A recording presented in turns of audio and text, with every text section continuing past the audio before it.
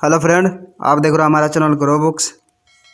तो आज हम फिर से आपके लिए नई बुक लाए हैं, जिस बुक का नाम है the future home in the 5G area. इसका मतलब 5G जनरेशन कैसी होने वाली है। इनका लेखक का नाम है जेफरसन वांग। तो चलिए बुक आपको दो लफ्ज़ों में बताते हैं। साल 2020 में एक किताब रिलीज हुई जिसका नाम है the future home in the 5G area. इस किताब में आपके फ्यूचर होम के बारे में बात की गई है। इस किताब में बताया गया है कि जब मार्केट में 5G जैसी टेक्नोलॉजी दस्तक देगी तो आपके घरों में कैसे बदलाव आ सकते हैं।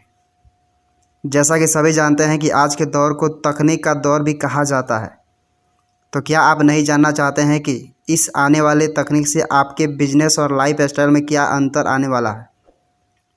इसी के साथ ही साथ इस किताब में आपको पता चलेगा कि तकनीक के साथ ही कई चैलेंज भी आने वाले हैं। क्या हम उन चैलेंज को फेस करने के लिए पूरी तरह से तैयार हैं। इसी के साथ ही साथ हमें इस सवाल का जवाब भी मिलेगा कि क्या नई तकनीक के सिर्फ़ और सिर्फ फ़ायदा ही है। यह किताब किसके लिए है। ऐसे लोग जिन्हें फ्यूचर की बातों पर रुचि हो, बिजनेसमैन के लिए, इनोवेटर्स जिन्हें नई नई चीज़ों के बारे में जानने में मज़ा आता हो।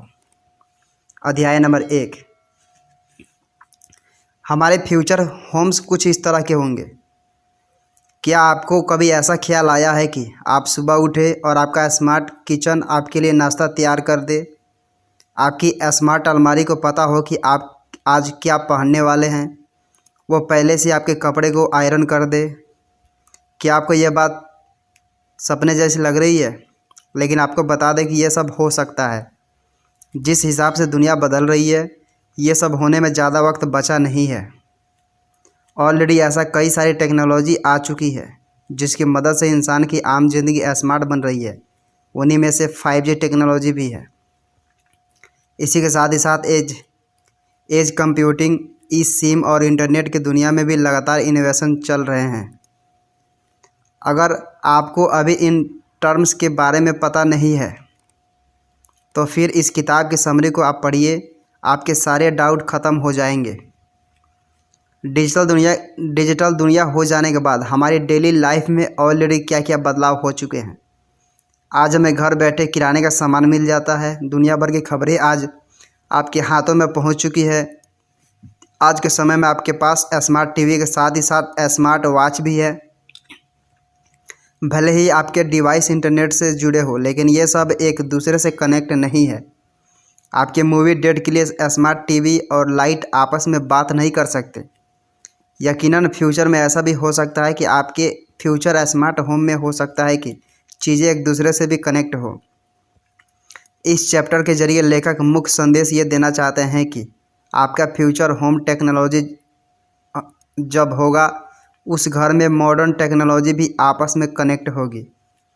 जब आपके मन में एक सवाल आ रहा होगा कि परफेक्ट फ्यूचर होम आखिर कैसा नज़र आएगा, इसको समझने के लिए आप अपने सोचने की दुनिया में कदम रखिए। मान लीजिए कि एक परिवार है। इस परिवार में स्मिथ, उसकी पत्नी और 2 बच्चे रहते हैं।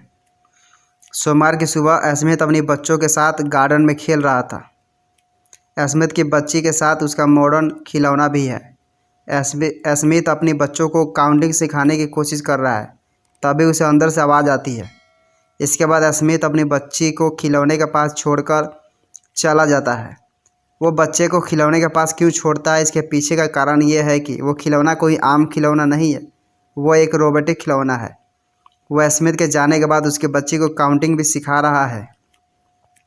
इसी के साथ ही साथ अगर स्मिथ की बच्ची रोएगी या फिर उसको कोई दिक्कत होगी तो ये मॉडर्न खिलौना स्मिथ के पास एक मैसेज भी कर देगा। इसी के साथ स्मिथ जब अंदर पहुंचा तो देखा कि स्मार्ट किचन उसके परिवार के लिए लंच तैयार कर रही है। इस एग्जाम्पल से आपको समझ में आ गया होगा कि स्मिथ एक परफेक्ट टेक्नोलॉजी से कंप्लीट फ्यूचर होम में रह रहा है। अगर हम बढ़ती हुई टेक्नोलॉजी के ऊपर ध्यान दें तो हमें पता चलेगा कि साइंस बहुत तेज़ी से आगे की तरफ बढ़ रही है।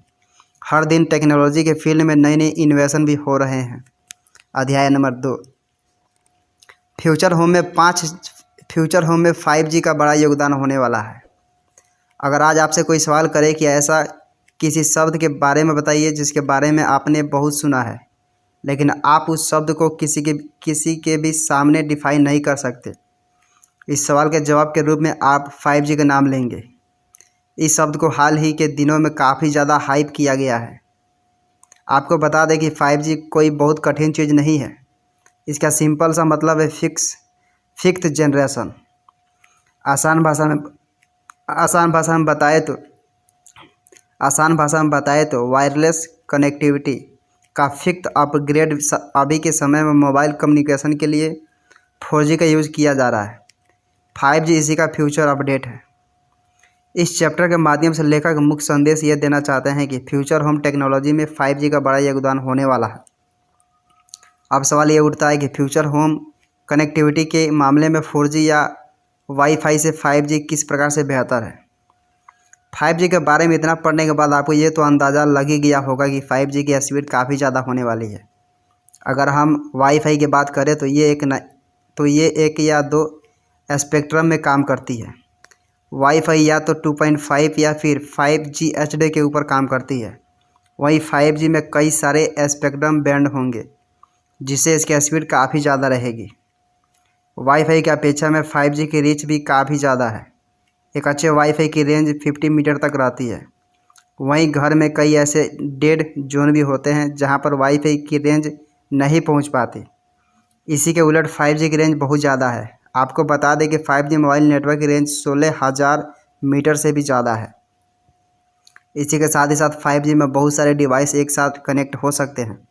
5G में पर स्क्वायर किलोमीटर में 1 मिलियन डिवाइस कनेक्ट हो सकते हैं।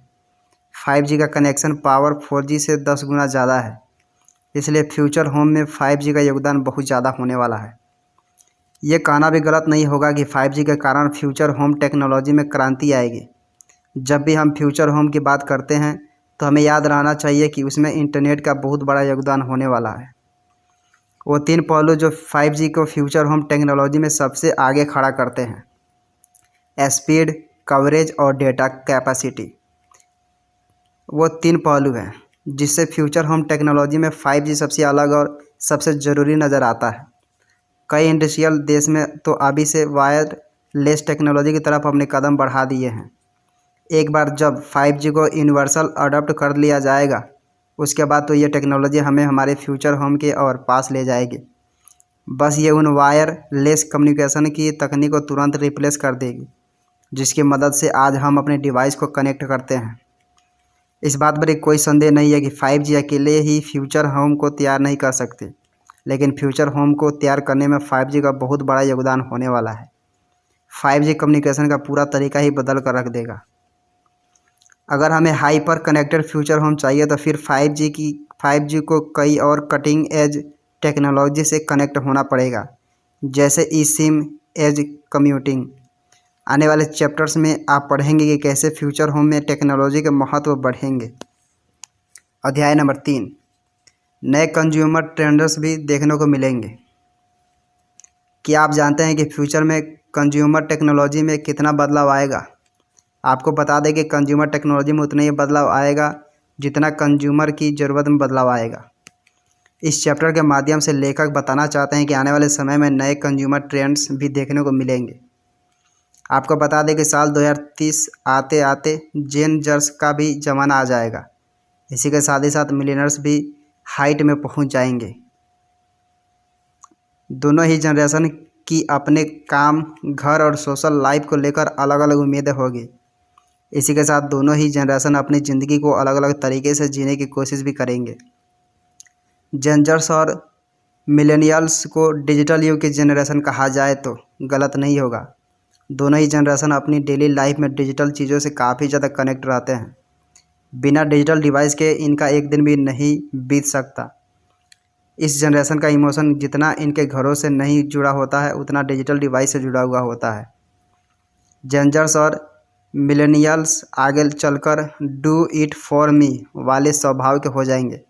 इन ऐसे टेक्नोलॉजी से प्यार होगा जिसको इस्तेमाल करना इजी और वो आसानी से इनका काम कर दे। इसका मतलब साफ है कि इस जनरेशन को फ्यूचर होम में ऐसे टेक्नोलॉजी पसंद आएगी जिसे सेटअप करने में ज़्यादा टाइम ना लगता हो। इस बात से भी कोई इनकार नहीं कर सकता कि फ्यूचर होम्स में ओल्डर जनरेशन के लोग भी रहेंगे। जैसे जैसे सोसाइटी आगे बढ़ेगी वैसे वैसे लोगों की सोच और समझ भी बदलेगी। लेकिन उस समय भी हेल्थ केयर से जुड़ी टेक्नोलॉजी का महत्व काफ़ी ज़्यादा रहेगा। कई स्टडी में यह निकलकर सामने आया है कि बूढ़े लोगों को अपने घर के पास ही हेल्थ केयर की सर्विस अच्छी लगती है। इसलिए फ्यूचर होम टेक्नोलॉजी में हेल्थ केयर सर्विस भी रिमोट की दूरी में ही रहेगी। उस समय ऐसा कुछ इंतजाम रहेगा कि घर में ही आपको डॉक्टर की मदद भी मिल जाएगी। अगर आपको फ्यूचर होम टेक्नोलॉजी के दौर में सफल होना है तो फिर आपको फ्यूचर कंज्यूमर के ट्रेंडर्स को भी समझना ही पड़ेगा। ट्रेंडर्स में बदलाव आज भी आते हैं और आगे भी आते रहेंगे, लेकिन किसी भी बिजनेस में सफल वही हो सकता है जिसे कंज्यूमर के ट्रेंडर्स के बारे में अच्छे से पता हो। अध्याय नंबर 4, फ्यूचर होम टेक्नोलॉजी के सामने कई सारे चैलेंज भी होने वाले हैं। पिछले चैप्टर्स में हमने पढ़ा कि 5G टेक्नोलॉजी हमें हमारे फ्यूचर होम के काफ़ी करीब लेकर जाएगी। एग्जाम्पल के तौर पर 5G की मदद से वायरलेस प्रोटोकॉल का चलन बढ़ेगा। इससे डिवाइस आपस में भी बेहतर से कनेक्ट हो सकेंगे। जब फ्यूचर होम टेक्नोलॉजी आएगी तब ड्रोन सिस्टम भी आएगा, तब स्मार्ट किचन भी होगा और डॉक्टर्स वर्चुअली आपको देख पाएंगे। लेकिन क्या ये सब इतना आसान होने वाला है? क्या जब ये टेक्नोलॉजी आएगी तब उसके सामने कोई दिक्कत नहीं होगी? क्या उसके सामने चैलेंज नहीं होंगे? अगर चैलेंज आएंगे तो वो कैसे होंगे? इस चैप्टर के माध्यम से लेखक मैसेज देना चाहते हैं कि आने वाले टेक्नोलॉजी के सामने कई सारी मुसीबतें भी आने वाली है, जैसे कि क्रॉस्ट, प्राइवेसी, डेटा लीक। उन मुसीबतों में से पहला नंबर डेटा साइलोइंग, यानी अपनी इन्फॉर्मेशन को किसी से शेयर ना करना का आता है। फ्यूचर होम के रास्ते पर डेटा साइलोइंग पहली और सबसे बड़ी मुसीबत बनकर सामने आएगी। आज के समय में भी देखा जाता है कि कई कंपनियां अपने निजी डेटा को दूसरी कंपनी या फिर थर्ड पार्टी से शेयर नहीं करना चाहती। उनकी यही कोशिश रहती है कि वो अपने डेटा को किसी के साथ शेयर ना करें। अगर ऐसा होगा तो कभी भी दो डिवाइस एक दूसरे के लिए कंपेटिबल नहीं हो पाएंगे। इसी के साथ आप दूसरी रुकावट के बारे में बात करते हैं। ये है डेटा प्राइवेसी। जैसा कि अब तक आप ये जान चुके हैं कि फ्यूचर होम में हर चीज़ सेंट्रल कमांड नोड से कनेक्ट रहेगा। जब आपकी कार से लेकर पर्सनल फुटेज तक सेंट्रल कमांड नोड से कनेक्ट रहेगी, उस कमांड नोड के पास आपके बैंक डिटेल से लेकर आपको कपड़ों तक की डिटेल रहेगी। अब आप खुद सोचिए कि तब आपकी प्राइवेसी का क्या होगा। ऐसी कोई भी जानकारी नहीं रहेगी जो आपकी निजी होगी। आने वाले फ्यूचर होम इंडस्ट्री के सामने जो एक और चैलेंज है वो है कास्टिंग का। फ्यूचर होम में कनेक्टिविटी की कास्ट बहुत ज़्यादा आएगी। आपकी जेब के ऊपर इन सब खर्चों का बोझ 150 से 2000% तक बढ़ सकता है। अब आप खुद सोचिए कि फ्यूचर होम में सिर्फ और सिर्फ डिवाइस के ऊपर आपका इतना ज़्यादा खर्च होने वाला है। अगर फ्यूचर होम को न्यू नॉर्मल बनाना है तो फिर से उसे जेब का दोस्त भी बनाना पड़ेगा। इस इंडस्ट्री के सामने सबसे बड़ी यही चुनौती है। अध्याय नंबर 5, फ्यूचर होम का नया आर्किटेक्ट ये होने वाला है। फ्यूचर होम टेक्नोलॉजी के लिए हार्डवेयर और सॉफ्टवेयर सर्विस प्रोवाइड की काफ़ी ज़्यादा ज़रूरत पड़ने वाली है। इसके अलावा टेक्नोलॉजी और सर्विस कंपनियों को एक साथ आकर काम करना पड़ेगा। क्या यह सब आपको एक सपने की तरह लग रहा है? अगर आपको यह सब सपनों के जैसे लग रहा है तो फिर आपको पता होना चाहिए कि ऐसी कंपनियां अभी मौजूद है जो सबको साथ में लाकर काम कर सकती है। इस चैप्टर के माध्यम से लेखक बताना चाहते हैं कि communication service provider future home के मेन आर्किटेक्ट होंगे। कई कम्युनिकेशन सर्विस प्रोवाइडर आज भी मौजूद है, वो इस आने वाली फ्यूचर होम टेक्नोलॉजी में मुख्य भूमिका अदा करने वाले हैं। ऐसा लेखक क्यों बोल रहे हैं? ऐसा वो इसलिए बोल रहे हैं क्योंकि यही वो लोग होंगे जो घरों में 5G का टेली कम्युनिकेशन नेटवर्क्स प्रोवाइड करेंगे। मतलब साफ है कि इन्हीं की वजह से एक बड़े होने वाले पेड़ को पानी मिलेगा। इनका काम बस इतना ही नहीं होगा, बल्कि ये अपनी सर्विस को घरों को पूरी तरह से टेक्नोलॉजी के हिसाब से तैयार भी करेंगे। ये ऐसे लोग होंगे जिनके ऊपर तक की जनरेशन पूरी तरह से भरोसा कर पाएगी। यही सब फैक्टर है जो कम्युनिकेशन सर्विस प्रोवाइडर को फ्यूचर होम टेक्नोलॉजी का आर्किटेक्ट बनाते हैं। लेकिन इन्हें फ्यूचर होम टेक्नोलॉजी का आर्किटेक्ट बनने के लिए अपने बिजनेस मॉडल को काफ़ी बदलना भी पड़ेगा। इन्हें अपने बिजनेस मॉडल को पूरी तरह से रीस्ट्रक्चर करना पड़ेगा। सबसे पहला बदलाव इन्हें अपने कस्टमर सर्विस के ऊपर करना पड़ेगा। फ्यूचर होम टेक्नोलॉजी के कस्टमर को फास्ट सर्विस की आदत रहेगी। इसी के साथ उन लोगों को कस्टमर फ्रेंडली सर्विस की भी आदत होगी। अगर कम्युनिकेशन सर्विस प्रोवाइडर अपनी सर्विस को ऑटोमेटिक कर सके तभी वो लाखों लोगों को ऐसे सर्विस दे सकेंगे। इन सब के साथ ही साथ कम्युनिकेशन सर्विस प्रोवाइडर को दूसरी कंपनियों के लिए भी अपने रूम्स खोलने चाहिए। रूम खोलने से मतलब यह है कि उन्हें दूसरी कंपनियों के साथ मिलकर भी फ्यूचर होम के लिए सर्विस और डिवाइस का काम करना पड़ेगा। आने वाले चैप्टर में आप पढ़ेंगे कि वो इस लक्ष्य तक कैसे पहुंचेंगे। अध्याय नंबर 6, फ्यूचर होम का इकोसिस्टम बिजनेस डेवलपर और कस्टमर को सिंगल प्लेटफार्म पर लेकर आएगा। आज के समय में भी वर्ल्ड के सबसे सक्सेसफुल बिजनेस का नाम पूछो तो एक नाम सभी को याद आता है, वो है अमेज़न। लेकिन क्या आप जानते हैं कि अमेज़न इतना सक्सेसफुल क्यों है? उसका एक सीधा सा जवाब यह है कि वह एक प्लेटफार्म है। इस चैप्टर से लेखक आपको ये बताना चाहते हैं कि फ्यूचर होम का इकोसिस्टम बिजनेस डेवलपर और कस्टमर को सिंगल प्लेटफार्म पर लेकर आएगा।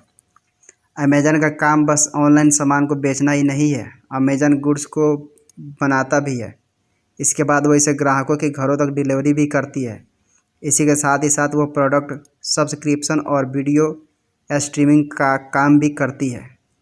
लेकिन इन सब के अलावा इसने सबसे अच्छा काम किया है, इसने थर्ड पार्टी वेंडर्स को इस इकोसिस्टम से आसानी से जुड़ने का मौका दिया है। आपको याद होना चाहिए कि अमेज़न की अलेक्सा को भी एक इंडिपेंडेंट डेवलपर ने बनाया था। अगर कम्युनिकेशन सर्विस प्रोवाइडर को फ्यूचर होम टेक्नोलॉजी का लीडर बनना है तो फिर उसे भी अमेज़न की ही तरह एक प्लेटफार्म तैयार करना पड़ेगा। उसे भी कई इंडिपेंडेंट डेवलपर को अपने प्लेटफार्म के साथ जोड़ना पड़ेगा। इस किताब में लेखक ने यह भी बताया है कि बहुत ज़रूरी हो जाता है कि आप इन्फॉर्मेशन को इकट्ठा करना शुरू कर दें। उन्होंने ऐसे कई फील्ड भी सजेस्ट किए जिसके बारे में आपको ज्ञान होना चाहिए। वो फील्ड है सोसाइटी, समाज, वातावरण, कस्टमर, कंपटीशन, इंडस्ट्री। लेखक बताते हैं कि कोशिश करिए कि इन सब चीज़ों के बारे में आप पढ़ते रहें। इस प्रोसेस को समझने के लिए हम अल्ट्रा गेम कंपनी का एग्जांपल लेते हैं। ये कंपनी ये समझती है कि उनके गेम्स मोस्टली टीनेज बॉयज़ और यंग लड़के ही खेलते हैं। लेकिन फिर उन्होंने एक सर्वे करवाया जिसके नतीजे ने इनकी आंखें ही खोल दी थी। नतीजा में यह निकल कर सामने आया कि इंटरनेट के बूम के कारण गेम की तरफ बड़ों का भी काफ़ी ज़्यादा रुझान आ गया है। अगर परसेंटेज की बात करें तो यह निकल कर सामने आया कि गेम खेलने वाले की एवरेज एज 37 है।